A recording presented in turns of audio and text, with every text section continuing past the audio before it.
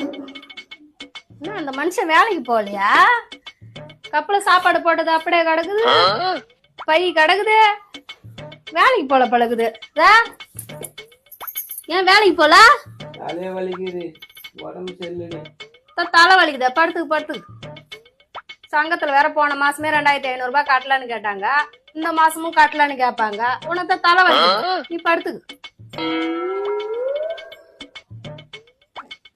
சுடு தண்ணி என்ன வச்சு தருவா?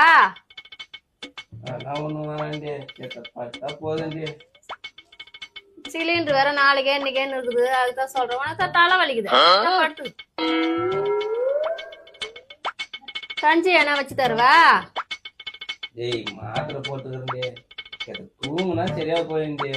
அரிசி வேற ஒருபடி தான் இருக்குது, அதுக்குதான் சொல்றேன். உனக்கு தலை வலிக்குது, படுத்துக்கு படுத்துக்கு.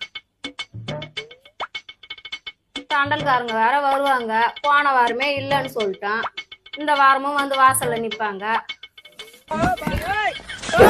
விதி இனிமே உடம்பு சரியில்லாம் சத்தியமா இந்த வீட்டுல படுக்க மாட்டேன். எதா இருந்தாலும் வேலை மேல போய் ஆகட்டும். எனக்கு உடம்பு சொல்லி ஆமா எங்க இருக்க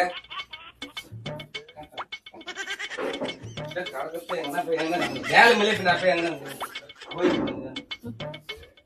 மனுஷன வேலைக்கு அனுப்புறதுக்குள்ள அவன் வேலைக்கு பறந்து கிடக்குறான்னு ஒரு வீட்டுல பத்துக்கிறாரு. தலை வலிக்குதான் அவருக்கு. செத்த உடம்பு சரியில்லைன்னா வீட்டுல படுக்க விட மாட்டாள. உப்பு இல்லன்றா, மிளகா இல்லன்றா, அரிசி இல்லன்றா. என்னடா உடம்பு சரியில்லை மாத்திரை போட்டு படுக்க போறான்னு பைய தூக்கி வேலைக்கு போறியா? அதான்டா கேக்குறா. செத்த உடம்பு சரியில்லை வீட்டுல படுக்க விட மாட்டாடா. ஐயா யாரு? அந்த ராட்சசி. யாரு உன் பொண்டாட்டியா? ஆமாண்டா. வேலைக்கு தான் கிளம்புறியா? எதா இருந்தாலும் அந்த வேலையில போய் ஆகட்டும் எனக்கு. நான் போன்றேன். சரி அப்பா.